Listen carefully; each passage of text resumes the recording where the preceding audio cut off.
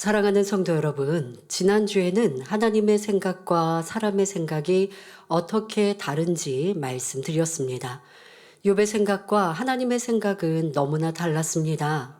하나님께서는 축복 주시기 위해 욥을 연단하고 계시는데 욥은 여전히 그 사랑을 깨닫지 못한 채 감정이 단단히 쌓여서 하나님을 원망했지요. 모든 것을 아시는 하나님께서는 사람마다 가장 좋은 때에 가장 좋은 것을 주시기 위해 각자에게 맞는 연단을 허락하십니다. 사람의 생각에는 축복의 길인 것 같아도 하나님께서는 아니라 하시는 경우가 있고, 사람 보기에는 고난의 길인 것 같아도 하나님께서는 그 길이 큰 축복을 받는 지름길이라 하시는 경우도 있는 것입니다. 그러니 하나님을 참으로 신뢰하는 사람은 내 생각을 고집하지 않고 하나님의 뜻에 맡기며 어떤 상황에서도 흔들리지 않습니다. 이런 사람에게 고난이란 축복의 또 다른 이름이며 감사의 조건이 되지요. 시편 119편 71절에 고난당하는 것이 내게 유익이라 이로 인하여 내가 주의 율례를 배우게 되었나이다 말씀한 대로 고난이 왔을 때 자신을 발견하여 더욱 진리의 사람으로 변화될 수 있기 때문입니다. 그러므로 연단을 통해 참된 의인으로 이끄시는 하나님의 크신 사랑을 마음 깊이 깨달아 여러분의 삶에도 변화의 열매, 축복의 간증이 넘쳐나기를 주님의 이름으로 기원합니다. 자, 하지만 연단이라는 것이 이렇게 하나님께서 섭리하셔서 연단하시는 경우는 변화요 축복이지만 내 죄로 인하여 자초한 경우는 하나님께서 나 연단하시고 시험하신다 말할 수 없는 것입니다. 내가 잘못하고 죄를 지어서 어려움을 당하고 시험을 만나고 질병을 틈탔는데 하나님이 나를 연단하시나 보다 말할 수 없다는 것, 이것도 꼭 기억하십시오. 본문을 보면 욥은 자신의 힘든 상태를 몹시 처량하게 고백하고 있습니다. 욥기 30장 27절 28절에 내 마음이 어지러워서 쉬지 못하는구나. 환난 날이 내게 임하였구나. 나는 햇볕에 쬐지 않고 거머진 살을 가지고 걸으며 공회 중에 서서 도움을 부르짖고 있느니라 말합니다. 욥은 환난 중에 있으므로 생각이 복잡하고 마음이 어지러웠습니다. 햇볕에 쬐지 않았는데도 살이 검어졌다는 것은 자신을 돌보아 줄 사람이 없으며 진물과 피고름으로 살이 썩고 더러워져 살이 검게 변했음을 나타내는 말입니다. 또한 공회 중에 서서 도움을 부르짖는다 했는데 여기서 공회란 사람들의 모임을 말합니다. 너무나 비참한 처지가 되어 대중 앞에 서서 도와달라고 구걸하는 욥의 심정이 얼마나 고통스럽겠습니까? 더구나 욥은 과거의 사람들로부터 많은 사랑과 섬김을 받으며 부귀영화를 누리던 사람이었습니다. 욥의 지혜와 지식이 얼마나 뛰어났는지 귀인들이라도 그의 말 한마디를 듣기 위해 그 앞에서 잠잠했다 했지요. 이렇게 무사람의 신뢰와 존경을 한 몸에 받던 사람이 이제는 구차하게 변명하며 자신을 알아달라고 외치는 신세가 되었습니다. 하지만 자신에게 돌아오는 것은 위로와 사랑이 아니라 오히려 질타와 조롱뿐이니 욥이 받는 고통이 얼마나 컸을지 상상해 보시기 바랍니다. 여러분이 욥의 입장이 되어 말씀을 들을 때 그 심정을 잘 이해하고 헤아릴 수 있으며 깨우침의 은혜가 더할 것입니다. 그냥 욥이 그랬구나 하시면 절대 안 됩니다. 자, 여러분의 살아왔던 삶 중에 이렇게 가장 낮아지고 고통을 당하고 사람들이 나를 무시하고 업신 여겼을 때가 있으십니까? 그러니까 그런 고통을 좀 감정이입을 하시고 말씀을 들으셔야 돼요. 아, 그때 내가 진짜 너무 힘들고 괴로워서 내 입술에는 불평불만이 가득했고 만나는 사람마다 다 미웠고 싫었고 짜증스러웠고 나의 모습도 그렇지. 욥은 그럴만하다라고 여러분들 감정이입을 하시면서, 그렇다고 해서 욥이 다 옳다는 것은 아니지만 욥의 이런 고통과 아픔이 같이 여러분들이 공감이 되셔야 그래야 지금 욥의 이 마음 깊은 악을, 또 내게 있는 악을 깨우치고 발견할 수 있습니다. 자, 그런데 우리가 여기서 알아야 할 것은 힘들고 고통스럽다 해서 사람을 의존하는 것은 옳지 않다는 사실입니다. 하나님께서는 구하는 자에게 주신다 했고 찾는 자에게는 찾게 해주신다 했으며 두드리는 자에게 열어주신다고 말씀하셨습니다. 그러니 믿음이 있는 우리는 오직 하나님께 간구함으로 응답받고 문제를 해결받을 수 있어야 하지요. 욥이 사람에게 도움을 구하려고 하니 얼마나 손가락질 당하며 비참합니까? 그러므로 잠언 3장 5절에 너는 마음을 다하여 여호와를 의뢰하고 내 명철을 의지하지 말라 말씀했고, 시편 118편 8절 9절에 여호와께 피함이 사람을 신뢰함보다 나으며 여호와께 피함이 방백들을 신뢰함보다 낫도다 말씀합니다. 우리는 범사에 자신의 지혜와 방법이나 다른 사람을 의존하지 말고 오직 믿음으로 하나님께 구하여 하나님께서 주시는 은혜 가운데 넉넉히 감당할 수 있어야 합니다. 여러분들이 사람을 의지하지 않는 분들, 나는 사람 의지 안 해요, 사람 안 믿어요 하시는 분, 그런데 자기를 믿으면 또 안 되잖아요. 그러니까 사람을 안 믿으니까 난 누구한테 내 속사정도 얘기 안 한다 라고 하는데, 그런데 내가 외골수적으로 살고 있고 외톨이처럼 살고 있다면 하나님은 그러라고 지금 이 말씀을 하시는 건 아닙니다. 네, 사람에게 의지할 것도 의뢰할 것도 없고 자기를 믿고 의뢰할 것도 없고, 그럼 아무것도 못 믿으니까 나 자포자기하고 그냥 마음대로 살라고요? 그게 아니라 여호와 하나님께 아뢰고 그 하나님 앞에 문제를 해결하는 답을 얻으시라는 겁니다. 그거는 열심히 하셔야 돼요. 구하여도 하나님이 응답 안 해주십니다라고 욥처럼 말씀하지 마시고, 이 진리 성경 안에는 왜 하나님이 응답하지 않으시는지도 다 답하고 있으니 열심히 여러분들이 이 성결의 복음으로 나를 발견하고 찾아서 구하는 것마다 응답 받으시고, 그래서 행복하고 기쁘고 또 내 주변 사람의 도리어 어려움을 내가 들어주고 해결해 줄 수 있는 이런 큰 자가 되시면 좋겠습니다. 하나님께서는 믿음으로 하나님을 의뢰하는 자녀들을 기뻐하심으로 때를 따라 이른 비, 늦은 비로 멋지게 응답해 주십니다. 이렇게 한 번, 두 번 하나님의 은혜를 체험하다 보면 점점 믿음이 성장하여 모든 것을 전능자 하나님께 의지하여 응답받는 신앙인이 되어가는 것이지요. 우리 성도님들이 이러한 원칙을, 법칙을 잘 깨달으시길 바랍니다. 사람을 의뢰하고 의지하는 것이 아니라 또 나를 믿거나 아니면 나는 누구도 못 믿겠어 하고 힘들고 고통스럽게 사는 것이 아니라 여호와 하나님께 아뢰고 응답받는 이런 삶들, 내 삶에 정말 해결할 길이 없을 때 하나님께 겸비히 나아가 간구했더니, 나를 내려놓고 겸손히 구하였더니 하나님이 응답해 주시는 걸 체험했을 때 이건 세상을 다 얻은 것 같거든요. 자, 그것이 한 번, 두 번 돼보세요. 그러면 이제 염려, 근심, 걱정 없이 살아갈 수 있고 하나님과 돈독한 신뢰관계로 살아가니 이 얼마나 평안하고 행복합니까? 자, 여러분들이 이런 신앙의 원칙과 법칙을 잘 깨달으시고, 그런데 내가 신앙생활을 하거나 문제가 있을 때 하나님께 아뢰도 응답을 못 받는다면 주의 종임을 모시고 신방을 받아서 문제 해결을 받는 이러한 것도 또 지혜롭지요. 자, 그런데 여러분들이 해결해야 될, 여러분들이 하나님께 메어 달려야 될 거 하지 않고 능력의 종에게 기도만 받는다고 해결받는 것도 아닙니다. 지금처럼 여러분들이 하나님께 메어 달리시라고요. 메어 달리시고 내가 하나님께 기도하고 말씀으로 답을 찾는데 그런데 조금 잘 모르겠어요. 그럴 때 담당 주의조님들을 통해서 신방을 받고 말씀을 주시면 아멘하고 또 그것을 붙들고 기도하면 답이 오는 것이고, 성령과 함께 문제를 풀어가는 습관을 가지셔야 되는데, 내가 문제를 풀지 않고 자꾸 누군가에게 과외선 사람한테 도움만, 이 주의종님들이나 주변에 상담만 받고 있으면 내 스스로 성장하지 못하는 이러한 성도들도 보지요.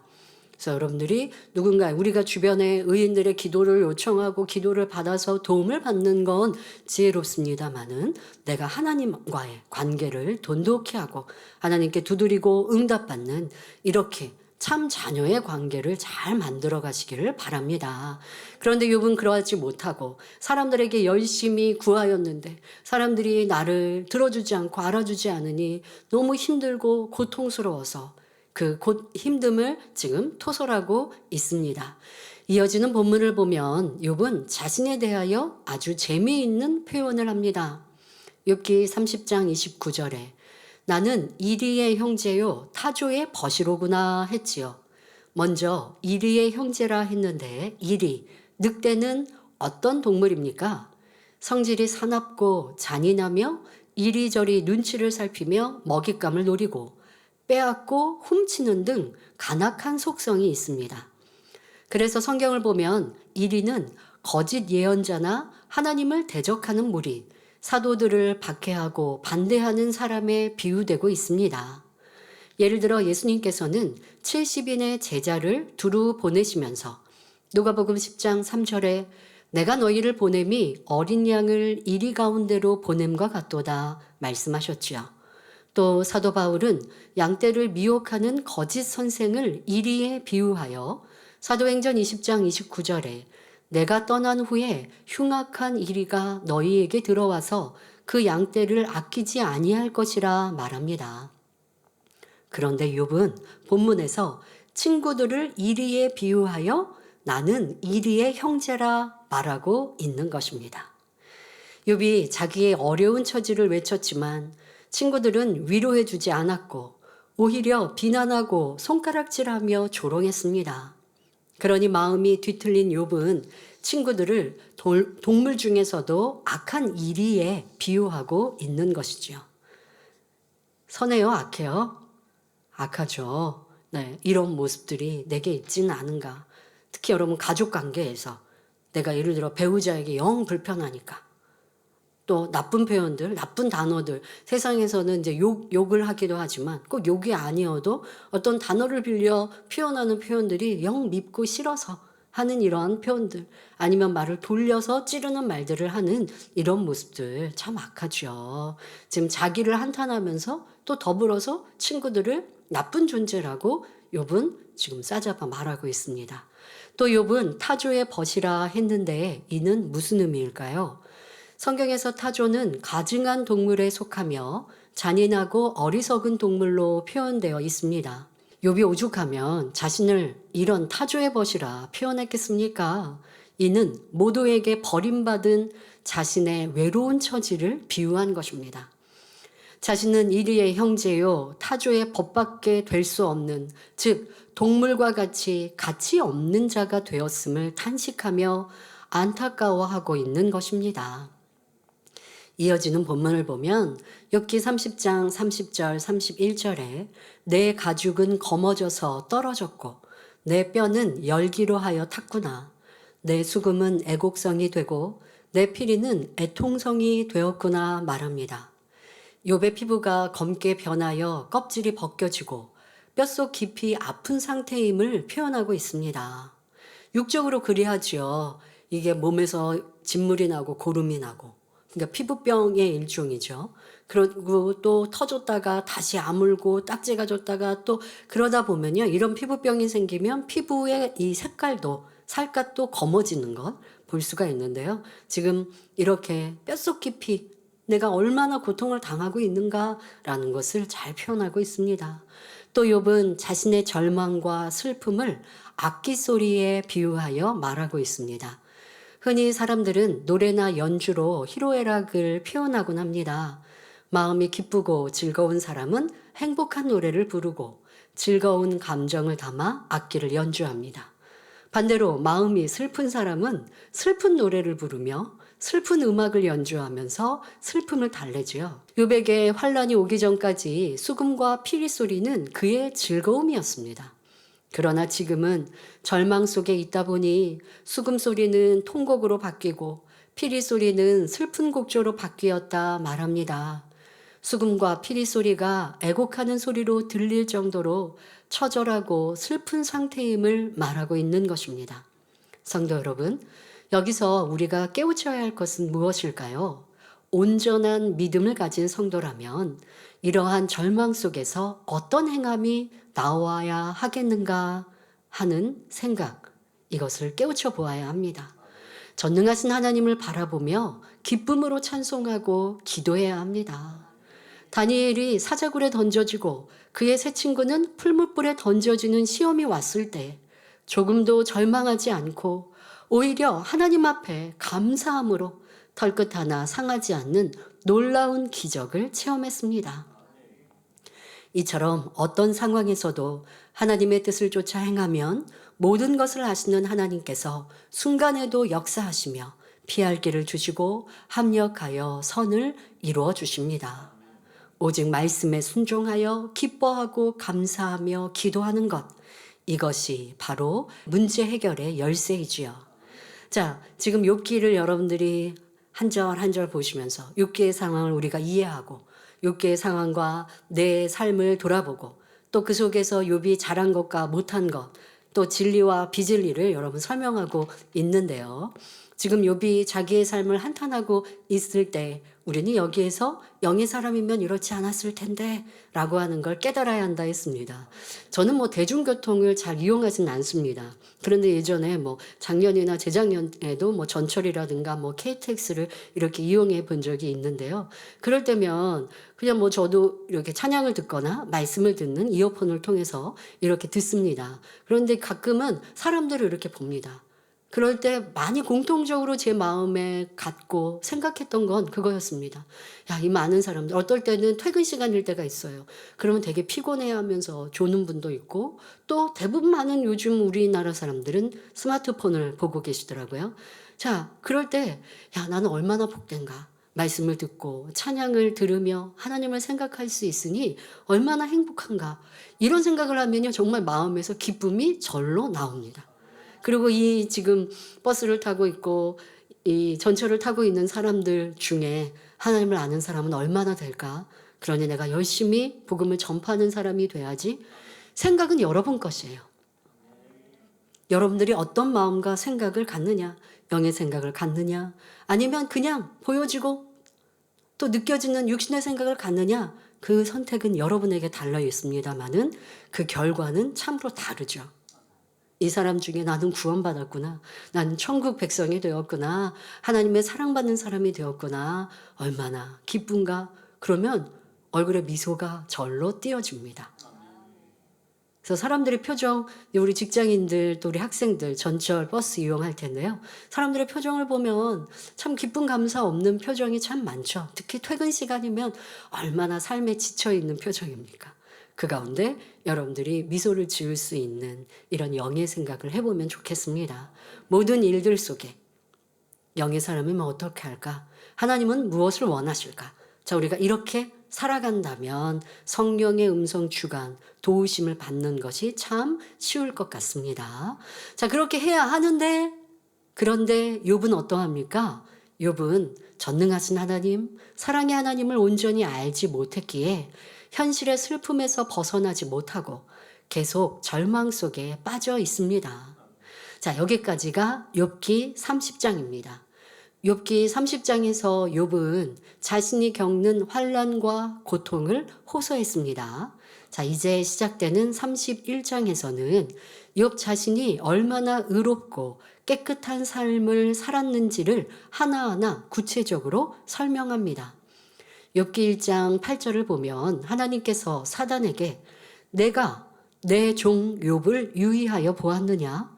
그와 같이 순전하고 정직하여 하나님을 경외하며 악에서 떠난 자가 세상에 없느니라 칭찬하실 정도로 욥은 반듯한 삶을 살았습니다.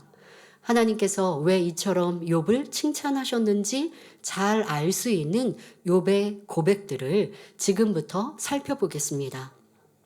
욥이 지금 나는 이렇게 의롭게 살지 않았느냐라고 이제 31장에 설명을 하는데요. 그것은 꼭 자기 자랑만이 아니라 진실입니다. 사실이고요. 자, 이런 모습에서 하나님이 욥을 칭찬하실 만했구나라고 하는 것을 우리는 또 깨달을 수 있어야 합니다. 그리고 성도님들은 말씀을 들으면서 욥과 자신의 모습을 비교해 보셔야 합니다. 그리고 욥은 이렇게 진짜 하나님께 칭찬받을 만한 모습이었는데도 연단을 받으니까 악이 나왔는데. 그런데 나는 욥이 지금 자랑하고 있는 육의 행함의 모습 있잖아요. 지금 욥이 지금 이렇게 바라고 있는 모습을 내가 비추어 보니 나는 이렇게 부족하구나. 그러면 나는 욥처럼 연단을 받으면 얼마나 많은 악이 드러날까? 이렇게 여러분들이 대입을 하셔야 맞아요. 나는 욥처럼은 안 할 것 같은데? 그러시면 여러분 안 된다고요. 왜? 지금 이제 설명하는 욥이 나는 이렇게 살았다라고 말하고 있는 걸 볼 때 정말 반듯하게 살았고 정직하게 살았었는데, 그랬는데 그 마음의 깊은 악은 또 있더라는 것이죠. 그러면 행위가 온전하지 않는 사람은 그 마음의 악은 더 많은 거예요. 자, 이렇게 여러분들의 부족함을 발견되었다면 이제 변화의 시간을 가지시길 바랍니다. 욥기 31장 1절에 내가 내 눈과 언약을 세웠나니 어찌 처녀에게 주목하랴 했는데, 이는 욥이 자기의 신조를 밝히는 말입니다. 보통 언약을 할 때 어떤 사람은 자기의 양심을 내세우고 어떤 사람은 조상과 가문을 내세우며 자기 명예를 걸고 맹세하는 사람도 있습니다. 각자의 가치관과 신념에 따라 가장 믿음직스럽게 생각하는 분야나 방식을 선택하는 것입니다. 욥은 그 중에 하나가 자신의 눈이었습니다. 그래서 눈과 언약을 세워 처녀에게 주목하지 않았다고 했는데, 이는 무슨 의미일까요? 욥은 물질과 명예, 권세와 건강, 지혜와 지식 등 모든 것에 부족할 것이 없는 사람이었습니다. 그런데 욥은 흔히 부자나 권세가들이 취하는 사치스러운 풍류는 즐기지 않았습니다. 역사적으로 권력을 가진 사람들은 예술, 음악, 춤과 같은 풍류를 즐기곤 했는데, 그 중에는 주색, 바로 술과 여자, 향락이 포함된 경우가 많았지요. 욥이 이런 세속적인 풍류를 취하지 않은 것은 이런 일들이 하나님 앞에 합당치 못하다고 생각했기 때문입니다. 이는 간음하지 않겠다는 결심도 되는 것이지요. 그만큼 욥의 마음은 깨끗하고 순결했습니다. 욥은 간음할 마음이 없었기 때문에 자신의 눈을 지켜 처녀에게 주목하지 않기로 스스로 언약을 세웠던 것입니다.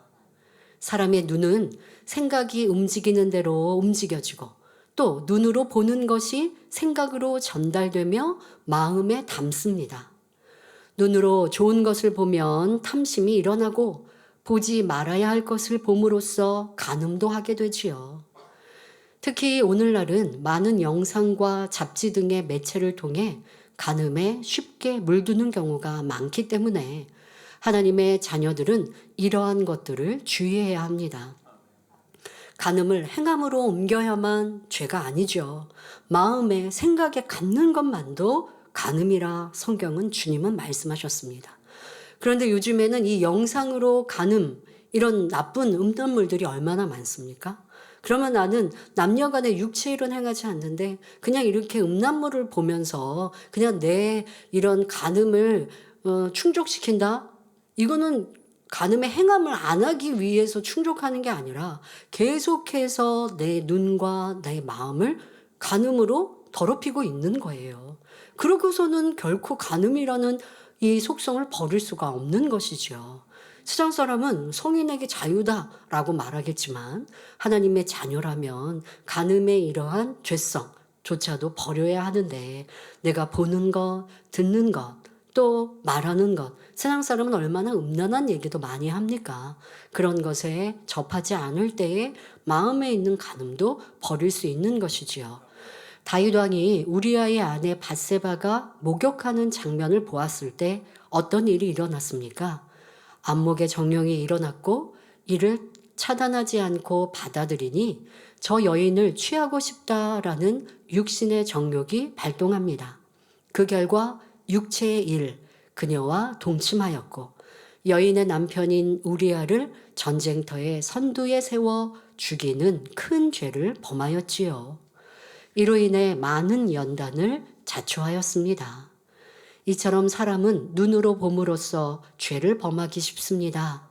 그러니 예수님께서는 마태복음 18장 9절에 만일 내 눈이 너를 범죄케 하거든 빼어 내버리라. 한 눈으로 영생에 들어가는 것이 두 눈을 가지고 지옥불에 던지우는 것보다 나으니라 말씀하신 것입니다. 또한 마태복음 5장 28절에 나는 너희에게 이르노니 여자를 보고 음욕을 품는 자마다 마음에 이미 간음하였느니라 말씀하셨습니다. 그러니 음란물을 보고 있으면 계속 간음하고 있는 거죠. 네. 내 간음의 속성이 불을 지피고 있는 겁니다. 마음에 품는 것도 근본적으로는 간음이라는 동일한 죄의 뿌리에서 나오는 것이기 때문입니다.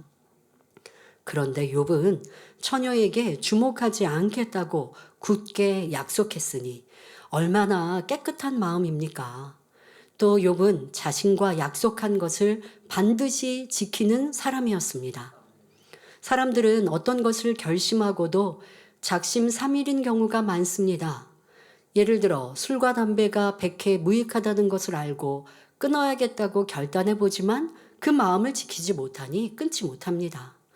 신앙인 중에도 매일 기도를 해야겠다, 기도를 쉬지 않겠다, 하루에 한 장 이상 성경을 읽어야겠다, 이제부터 혈기 내지 말아야겠다, 자신과 약속해 놓고 지키지 못하는 경우가 얼마나 많습니까? 어떤 사람은 전에 이렇게 영의 사람이었는데 지금은요 이렇게 자기 마음대로 산대요.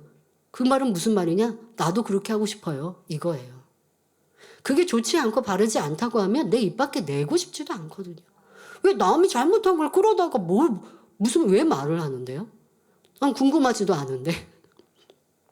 근데 그런 말 왜 하느냐? 내가 그러고 싶은 거예요. 이런 말을 하고 관심을 갖는 것 자체가 이미 변개했던 내 마음인 거죠. 자, 욥과 너무 거리가 멀지 않습니까? 욥은 자기가 결단한 것, 결심한 것, 마음에 정한 거 요동하고 흔들리지 않았다라고 이렇게 자랑하고 자부할 수 있습니다. 그런데 여러분들은 어떠했는지, 나는 은혜롭고 충만할 때 결단해 놓고 은혜가 떨어지면 그리고 다시 내 맘대로 살고 그리고서 남의 핑계대고 뭐 이렇다 저렇다 하고 그냥 내가 죄송한 마음으로 그렇게 살아야 하는데 그게 아니라 도리어 내 목소리를 높이고 라고 한다면 이건 욥과는 너무 큰 차이가 있고, 그러면 그 마음 안에는 얼마나 내가 깨닫지 못하는 많은 악이 깊게 자리 잡고 있는지를 알아야 변화될 수 있는 것입니다. 욥은 처녀에게 주목하지 않겠다 한 자신과의 약속을 반드시 지키는 사람이었습니다. 우리는 타인과의 약속은 물론 자신과의 약속도 지킬 수 있어야 합니다. 자, 여러분들이 주변에 많은 사람이 약속을 어겨도 그건 나랑 상관없는 거예요. 많은 사람이 약속 어기는데 나도 약속 어길까요? 그래야 되겠어요, 여러분? 그럼 약속 어기는 게 맞는 거예요? 부러운 거예요? 아니잖아요. 누가 어기든 누가 어쨌든 나는 내 갈 길 가는 거예요. 왜? 이 길이 생명의 길이니까. 더구나 하나님 앞에 서운한 것은 반드시 지켜야 합니다. 경솔하게 서원했다가 변개한다면 이는 하나님을 무시한 것이므로 하나님과의 사이에 담이 생기고 사단의 송사를 받아 시험환란이 따르게 됩니다. 그러므로 성경을 보면 서원에 관한 경계의 말씀이 많이 나옵니다.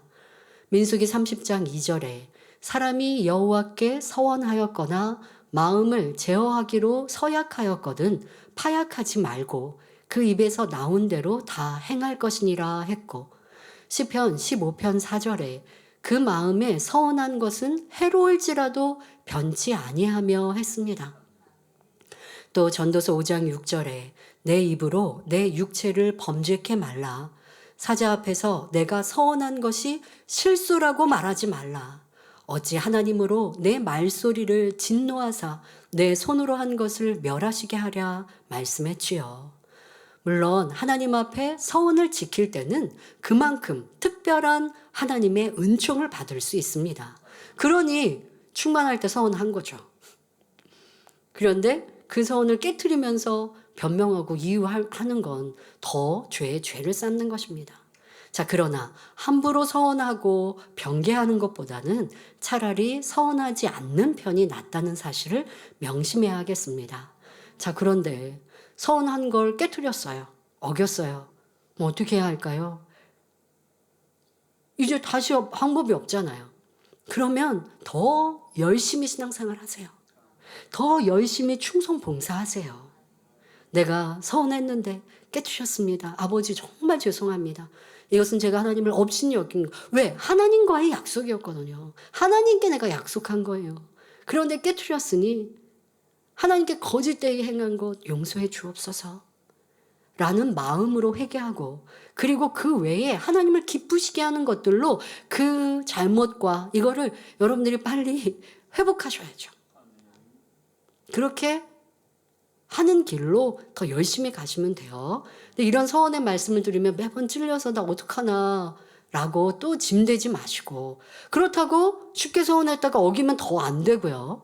서원을 함부로 하지 마시고, 근데 지금까지 나의 뒤를 돌아보니 서원한 것을 깨트렸습니다. 어겼습니다. 라고 한다면 민망하고 죄송한 마음으로 철저히 회개하고, 그 외에 더 하나님을 기쁘시게 할 수 있는 충성과 열심, 무엇보다 마음의 할례 변화로 나아가시면 아버지 하나님께서 용서해 주십니다. 이어지는 본문을 보면 욥기 31장 2절에 그리하면, 바로 처녀에게 주목하면, 그러니까 내가 처녀에게 주목하면 위에 계신 하나님의 내리시는 분깃이 무엇이겠으며 높은 곳에서 전능자의 주시는 산업이 무엇이겠느냐 말합니다.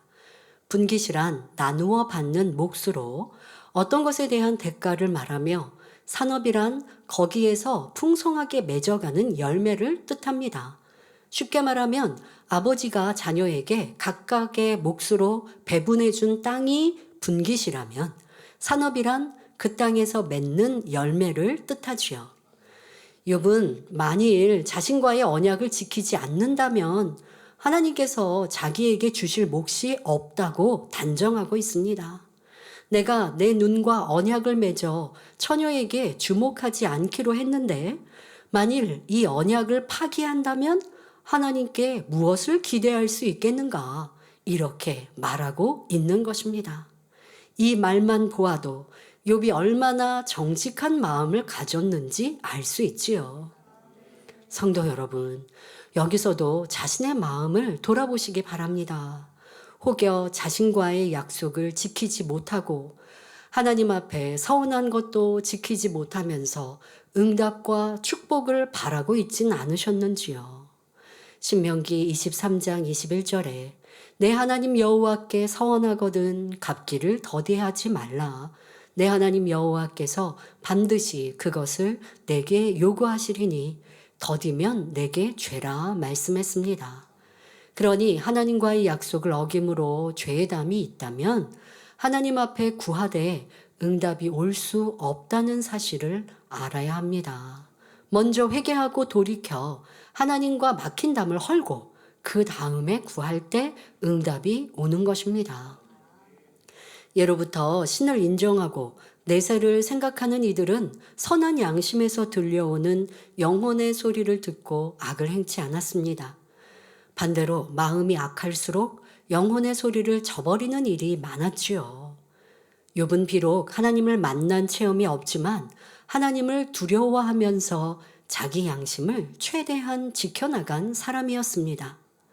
요즘엔 양심이 무뎌져 있고 양심이 화인맞은 사람의 모습이 얼마나 많습니까? 신앙인들 안에도 그러한 모습을 볼 수 있는데, 그런데 구약시대의 욥은 자신의 양심을 그대로 지켜 선을 쫓고 율법대로 지켜 행한 사람이었습니다. 자, 우리는 성령을 받았습니다. 성령을 받은 우리는 하나님의 자녀답게 마음에서 들려주시는 성령의 음성에 귀 기울여 항상 진리로 마음과 행실을 지켜나갈 수 있어야 하겠습니다.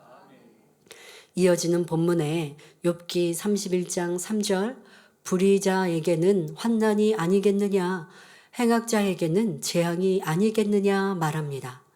이 말 속에는 사람이 잘못하면 당연히 거기에 대한 대가를 받아야 한다는 욥의 신념이 담겨 있지요.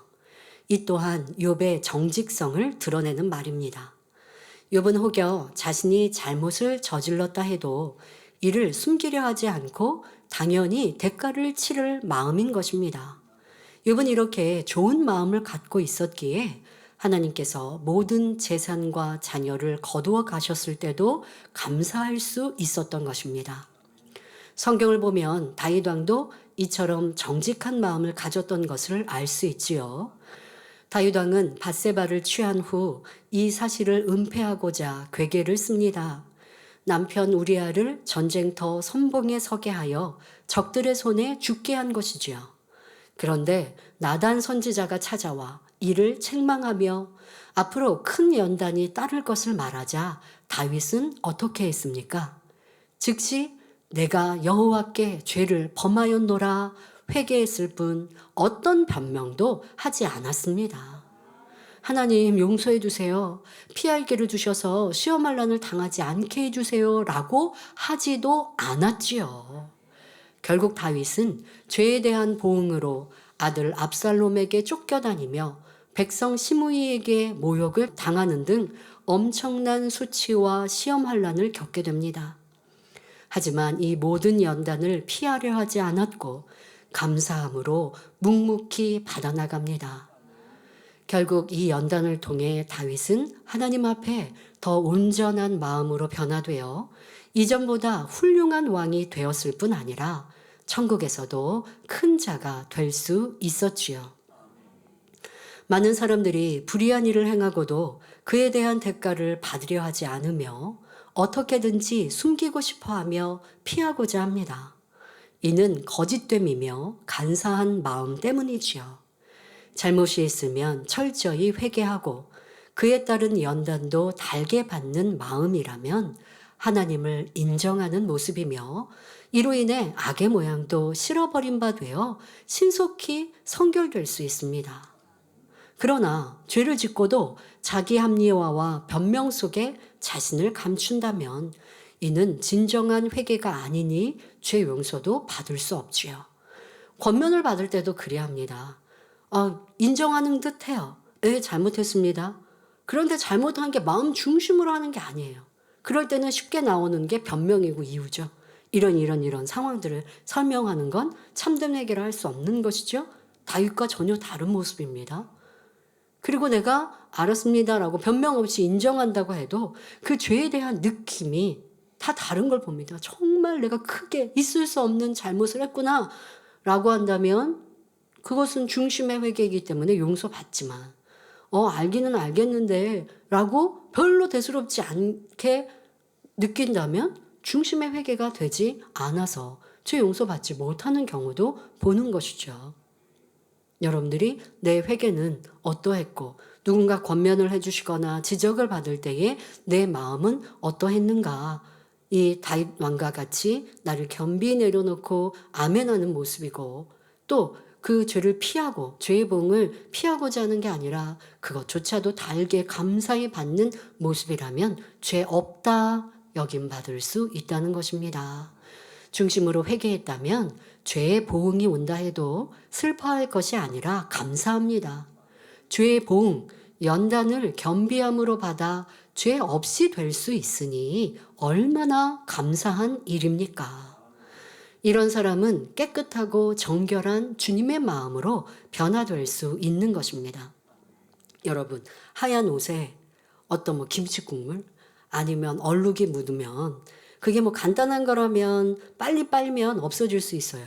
그런데 이렇게 검은 잉크가 묻었는데 시간이 많이 지났습니다. 그리고 그것을 색깔을 깨끗하게 하려면 참 여러 수고가 필요하겠죠. 세제도 필요하겠고 아니면 어떤 약품 처리도 필요하겠고 또 물이라든가 손으로 이렇게 비벼야 되는 수고도 많이 필요합니다. 그런데 옷감이 깨끗한 옷감일수록 이게 이 얼룩은 남는 것을 봅니다. 그러니까 이 색깔은 빠졌어도 검은 색깔은 빠졌어도 그게 얼룩같이 남는 경우가 있죠. 그런데 지금 말씀드린 것처럼 이 다윗의 죄의 보응, 연단을 기쁨과 감사함으로 받으면 이 연단을 통해서 이 얼룩 자체도 흔적조차도 깨끗하게 씻기는 거예요. 그러면 죄 없다 여김 받는 거잖아요. 그러니 얼마나 감사한 일입니까? 그러니까 이렇게 하나님을 매사에 인정하면 감사의 조건만 있는 것이요.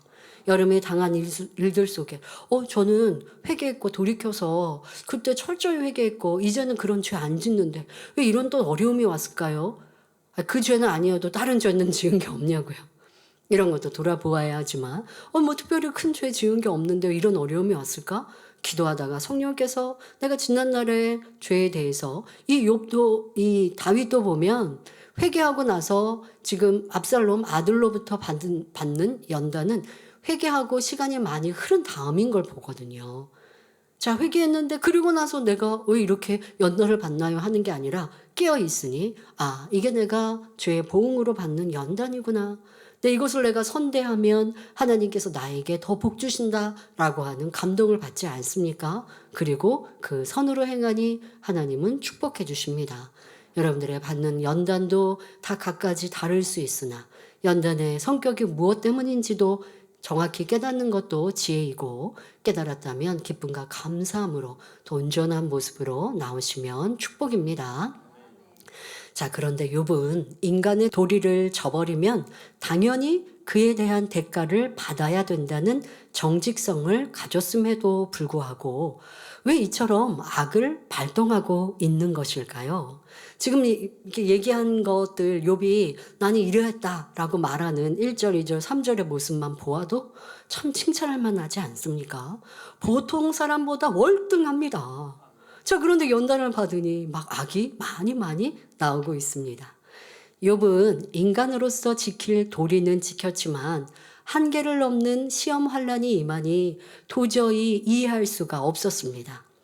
여러분이 욥의 입장이 되어 생각해 보시기 바랍니다. 욥은 자기 양심을 쫓아 죄짓지 않고 정직하게 살았습니다. 자녀들과 모든 재물을 거둬가셨을 때도 하나님 앞에 감사할 정도로 자기를 지키는 사람이었지요. 이렇게까지 자신을 지켰는데 고통의 끝은 보이지 않고 몸까지 망가져서 점점 더 큰 조롱과 멸시, 천대를 받는 지경이 되니 하나님을 원망하며 따질 수밖에 없었습니다. 인간으로서 도리를 잘 지켰음에도 현실은 더욱 암담해져만 가니 이를 허락하신 하나님을 도저히 이해할 수가 없었던 것입니다. 그런데 하나님께서는 욥이 인간의 도리를 지키는 삶에 머물지 않고 영적인 진리의 마음을 이루길 원하시기에 연단하고 계십니다. 하지만 욥은 이러한 영적인 차원을 알 수 없었기에 재물과 자녀를 거두어 가실 때까지는 참을 수 있었지만 그 이상은 받아들일 수가 없었던 것이지요. 그런데 아브라함은 어떠했습니까? 하나님께서 사람의 생각으로 도무지 이해할 수 없고 이치에 맞지 않는 말씀을 하십니다. 100세에 언약의 씨로 주신 이삭을 아들을 번제로 드리라는 것입니다. 이때 아브라함은 하나님 어찌하여 이런 가혹한 명령을 하십니까? 이삭을 통해 뭇별과 모래알같이 수많은 후손이 나온다고 약속하지 않으셨습니까? 그런데 이제 와서 그 약속의 씨를 번제로 바치라고 하시다니요 하며 따지지 않았습니다. 선하신 하나님, 반드시 약속을 지키시는 하나님, 죽은 자도 살리시는 하나님을 믿고 기쁨으로 순종했지요. 이처럼 하나님을 온전히 신뢰함으로 순종하니 하나님께서도 아브라함을 믿음의 조상으로 세우시고 그를 통해 수많은 후손을 주시겠다는 약속을 신실히 이행하셨던 것입니다. 또 사도 바울은 주님을 만난 이후로 한 번도 주님을 향한 사랑이 변하지 않았고 어떤 환난 가운데서도 하나님을 찬양하였으며 순교하는 날까지 생명 다해 복음을 전했습니다. 그러니까 현실은 이해되지 않는 핍박과 어려움이지 않습니까? 난 주님을 너무나 생명 다해 사랑했는데 왜 내게 이런 핍박과 어려움이 옵니까? 사도 바울은 그리하지 않았던 것입니다. 하나님께서는 바로 욥에게도 이러한 영의 마음, 진실한 믿음을 이루기를 원하셨던 것입니다. 여러분, 이 믿음의 차이 정말 잘 아시겠죠? 욥이 받는 연단은 진짜 믿음이 좋은 상태에서 받은 연단이에요. 자, 그런데 연단이 필요했던 것은 욥의 아무리 믿음이 신앙이 좋았어도 지금 설명한 믿음의 선진들, 지금 뭐 아브라함과 사도 바울뿐 아니죠. 다니엘 세 친구, 이런 분들에 비하면 차이가 크다는 것입니다. 성도 여러분, 욥과 여러분의 마음을 비교해 보셨습니까? 우리는 자녀들과 전 재산을 잃었어도 감사를 잃지 않고 하나님께 경배했던 욥의 마음을 배우되, 그 이상의 연단이 왔을 때는 참지 못하고 원망하는 마음은 본받지 말아야 합니다. 하나님께서는 자녀들이 시험 환난 가운데서도 기뻐하고 감사하며 자기의 모든 것, 심지어 목숨을 잃을지라도 참으로 하나님을 신뢰할 수 있는 진실한 신앙을 소유하기를 원하십니다. 우리가 간사함과 변개함을 온전히 벗어버리고 진실한 마음을 이루면 죽음도 두려워하지 않으며 어떤 상황에서도 하나님 앞에 감사할 수 있습니다. 욥은 능히 이러한 진실함을 이룰 수 있는 그릇이기 때문에 하나님께서는 그를 연단해서라도 악을 빼내게 하시는 것입니다. 그러므로 우리도 욥의 모습을 거울 삼아 자신을 발견하고 어떤 연단도 기쁨과 감사함으로 이길 수 있는 진실한 마음을 이루어야 하겠습니다. 결론을 말씀드립니다. 사랑하는 성도 여러분, 하나님께서는 아무 이유 없이 고난을 주시는 분이 아닙니다. 욥의 말을 하나하나 영적으로 분별해 보면 욥이 왜 시험을 받을 수밖에 없었는지 알 수 있었지요. 하나님께서 욥을 순전하고 정직하다 칭찬하셨던 것은 성령 시대가 아닌 구약 시대의 욥이 하나님을 경외하여 행위적으로는 흠잡을 것이 없을 정도로 바르게 살았기 때문입니다. 그러나 하나님께서 우리에게 원하시는 수준은 행위만 깨끗한 것이 아니라 생각과 마음 안에 악과 거짓, 변개함이 조금도 없는 영의 마음, 더 나아가 선과 사랑이 가득 채워진 온영의 마음입니다.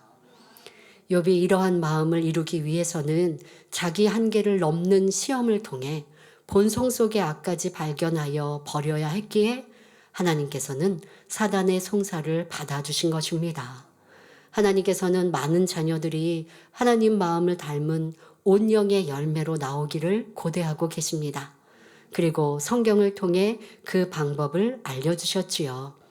히브리서 10장 22절에 우리가 마음의 뿌림을 받아 양심의 악을 깨닫고 몸을 맑은 물로 씻었으니 참 마음과 온전한 믿음으로 하나님께 나아가자 말씀하십니다.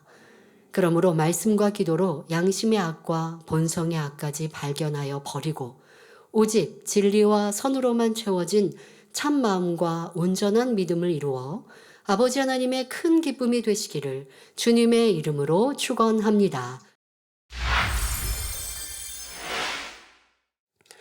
할렐루야. 전능하신 사랑의 아버지 하나님, 이 시간 기도받는 모든 성도님들을 위해 안수하여 주옵소서. 전국 전 세계 하나님의 자녀들 위해 시공간을 초월하여 역사하여 주시옵소서. 믿어지는 믿음을 주시고 부정적인 생각과 의심의 세력을 물리쳐 주옵시며 모든 시험 환난도 물리쳐 주옵소서. 머리부터 발끝까지 오장육부, 뼈 마디마디, 온몸의 신경, 조직, 세포 등 성령의 불로 태우시고 근본의 빛으로 역사하여 주옵소서. 예수 그리스도의 이름으로 명하노니 원수마귀 사단아, 모든 질병균 연약함아 물러가라. 빛이여 임하라. 모든 불치 난치병도 성령의 불로 태워 깨끗게 하여 주옵소서. 말라리아를 비롯한 모든 풍토병도 물리쳐 주옵소서. 감기, 기침, 열, 몸살, 독감 등 각종 유행성 질병도 다 물러가라. 어떠한 질병도 틈타지 않게 지켜 주옵소서. 각종 암과 전이된 것, 에이즈, 백혈병, 뇌졸중, 고혈압, 저혈압, 심장병, 폐병, 위장병, 당뇨, 부인병, 피부병, 갑상선 질환과 모든 염증도 깨끗게 하여 주옵소서. 소아마비, 중풍, 관절염, 디스크도 온전케 하여 주옵소서. 요통, 두통, 신경통을 비롯한 모든 통증은 사라질지어다. 간질, 자폐증, 우울증, 조울증, 공황장애, 노이로제, 치매 등 모든 정신질환도 물러가라. 모든 마비된 것도 풀어지고 일어나 걷고 뛸지어다. 눈도 잘 보이게 하옵시고 귀도 잘 들리게 하여 주옵소서. 소경은 눈을 뜨고 귀머거리는 들으며 벙어리는 말할지어다. 각종 사고 후유증도 깨끗게 하시고 부러진 뼈도 붙여 주옵소서. 화상 입은 것도 온전케 하시고 화기야 물러가라, 열도 물러가라. 아버지 흉터나지 않게 역사하여 주옵소서. 마약을 비롯하여 각종 약물과 독극물 중독도 깨끗함을 입을지어다. 죽은 신경과 세포가 살아나며 죽은 자도 살아나게 하여 주옵소서. 잉태의 축복도 주시기를 원합니다. 예수 그리스도의 이름으로 명하노니 원수마귀 사단아 하늘 공중 권세 잡은 악의 영들아 물러가라. 그의 사자들도 물러갈지니라. 이 땅의 악한 영, 더러운 영, 거짓되고 간사한 영, 이간질하고 미혹하는 모든 어둠들은 물러가라. 모든 흉악의 결박을 풀고 어둠아 물러가라. 빛이여 임하라. 아버지 하나님, 부르짖어 기도할 수 있는 능력을 주시고 죄를 버리고 성결될 수 있는 능력을 주옵소서. 영혼이 잘됨같이 범사에 잘되게 하시고 가정의 복음화도 이루어 주시기를 원합니다. 한 주간도 모든 사고와 재앙으로부터 지켜주시고 불통이 없는 형통한 삶을 살 수 있도록 축복해 주옵소서. 성령의 불담으로 천군 천사와 주님의 불꽃 같은 눈동자로 모든 하나님의 자녀들과 가정, 일터, 사업터를 지켜주시기를 원합니다. 학생들에게 지혜와 명철을 더하시고 공부할 수 있는 뜨거운 마음과 열정도 더하여 주옵소서. 마음과 생각을 세상에 빼앗기지 않도록 지켜주시고 하나님을 뜨겁게 사랑하는 학생들로 축복하여 주시옵소서. 하나님의 자녀들이 먹으나 마시나 입으나 무엇을 하든지 하나님 앞에 영광 돌리는 삶이 되게 축복하여 주시기를 원합니다. 나는 하나님을 만났노라, 체험했노라, 응답받았노라, 축복받았노라 간증하는 입술이 되게 역사하여 주옵소서. 아버지 하나님 감사합니다. 홀로 영광 받으옵소서. 우리 주 예수 그리스도의 이름으로 기도하옵나이다. 아멘.